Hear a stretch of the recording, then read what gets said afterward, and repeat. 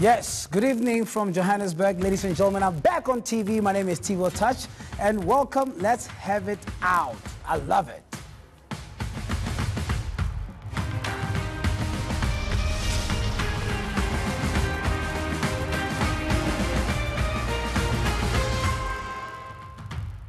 So tonight and every weeknight here on ENCA, a variety of people will get their chance to host this program, and I'm one of them today. So we'll give you, the viewer, a chance to engage and get involved in tonight's conversation, unfiltered, accountable, and accessible.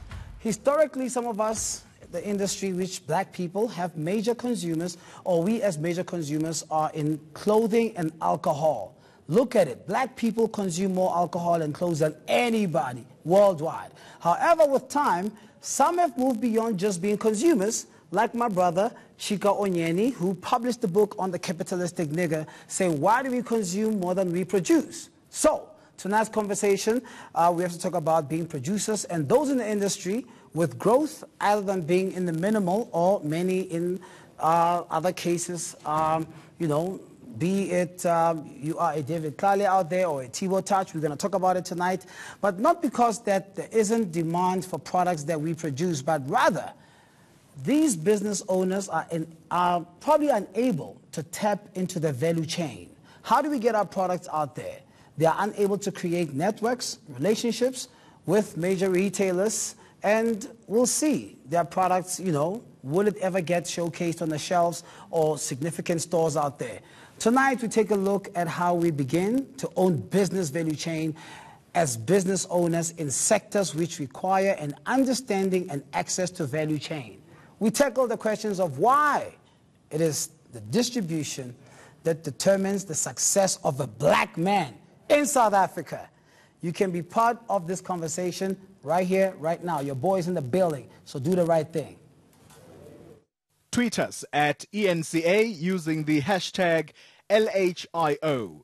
Call us on 011-759-6340 or send us a WhatsApp or WhatsApp video on 082-884-6370. And make sure those videos are no longer than 30 seconds, please. It's 2:30 a.m. right now, ladies and gentlemen, all the way out in Bangkok, Thailand. And I'm joined by Clothing Director at Tesco.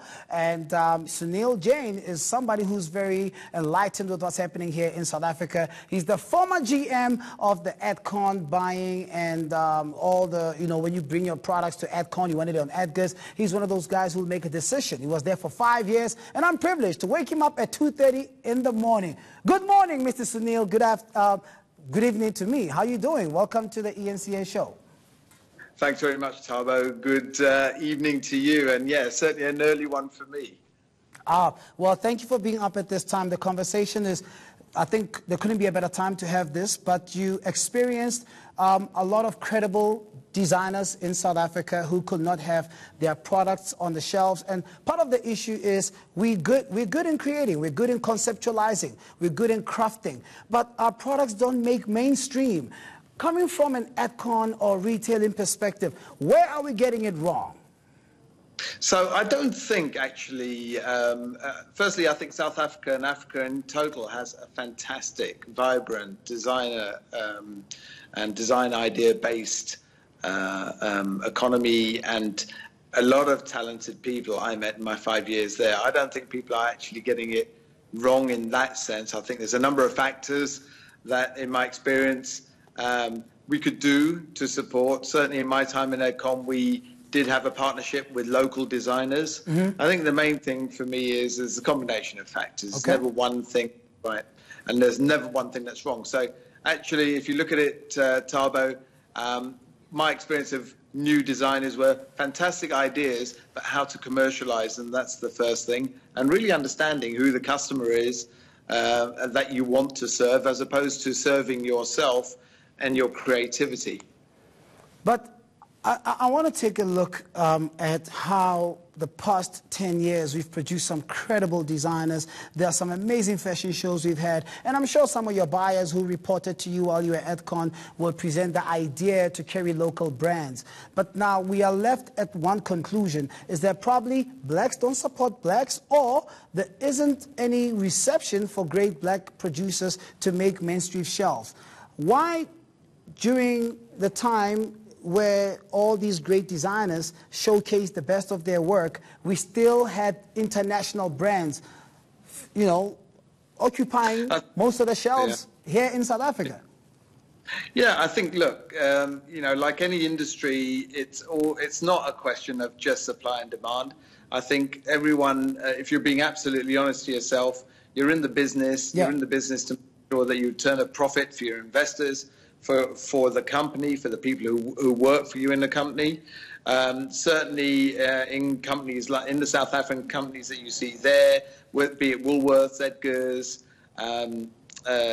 you know, in terms of running a business, they all try to support the local design base. So look at it from an SAE Fashion Week tie-up, or whether it's a tie-up with Dave Kalali. It's not as simple as saying, really and truly, we're not wanting to have more local design.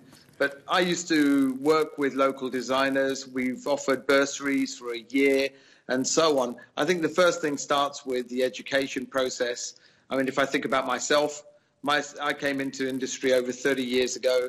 Wow. I was in a Dutch company in Europe. I was the only coloured person who got through at that time. But it wasn't that other people didn't apply. I simply had a very different approach into how I wanted to enter the corporate world, as opposed to doing it from a designer base. And look, I'm a designer by trade, actually, in terms of industrial design. But let me throw a question at you, Sunil. The Edgar store at Maponya Mall struggled. A lot of premium stores in townships don't do well.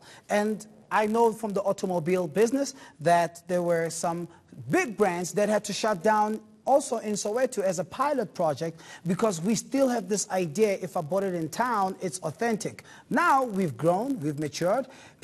We are preaching this whole patriotism, support local, support South Africa, support black. But we still take pride in wearing a Gucci, a Versace.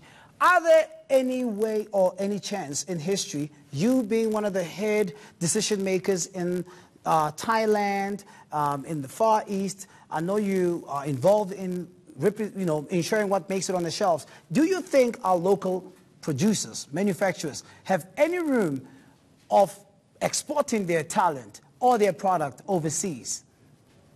Yes, I think, look, it's more than, you've got more than a great opportunity. And I'm working with local talent here in Thailand already in terms of clothing and design and how to get that and make it commercialized.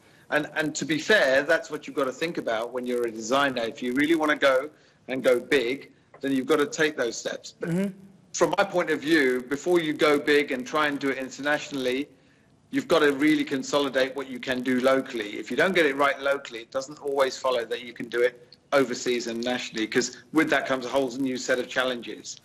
Okay. So as I said, so I think really and truly my advice is, when I see that, and really I've worked with some fantastic people, fantastic young talent in Africa.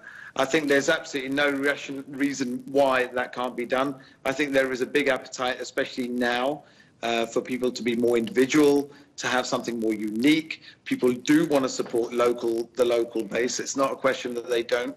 I think it really starts for me in terms of schooling, education. Do we set our people up, our young people up, to understand how to manage and develop a business, how to grow it? I think the second thing is the government creating forums, creating support channels to support young designers, because there is a degree of investment required, and help with a business plan. I think the third part of the equation is then obviously the outlet, and how to get companies on board to make sure that there is a degree of consistency in how we support local. So I'm going to let Yeah. you go back to bed because I know you woke up at 2:30 to have this conversation. And it's meaningless for you because you are doing far bigger things, but you took a call from me, and I appreciate that. I am It's a a pleasure. black designer from Guguletu or Kwamashu. What do I need to do to get the attention of Edcon? How do I get my clothes listed in the Edcon group since you've been in that position to decide? Give me a 120-second answer to get my presentation right. I think you need to absolutely bombard the company. I think you should be able to speak, do your research, go online, go into the stores, find out where your unique proposition sits. And it really is about that. The thing that grabs my attention is when someone has the confidence to come to me with something that I can't sell. And I always do that with my own suppliers anyway. So give me something unique, give me something that's original, and give me something that's sustainable. Don't give me something that is a one-off piece. I need units that sell for a week, for a couple of months, and then I want something new. And that's what my customer wants. Thank you very much. I appreciate that. Man, you can go back to dreaming about my next trip to your house because I'm going to invade your space very soon. I'm making my way to Bangkok, Mr. Sunil Jain. Thank you so much, and appreciate the insert. I hope those who are listening right now can take some word of advice, and a good night to you. Good night to you too, Sab. Good evening to you and to your listeners. Cheers now. Bye-bye. Thank you. You see, Mr. Sunil thinks I'm on radio. He says my listeners. These are my viewers, man. Touch is on TV. What you know about that? We're coming right back.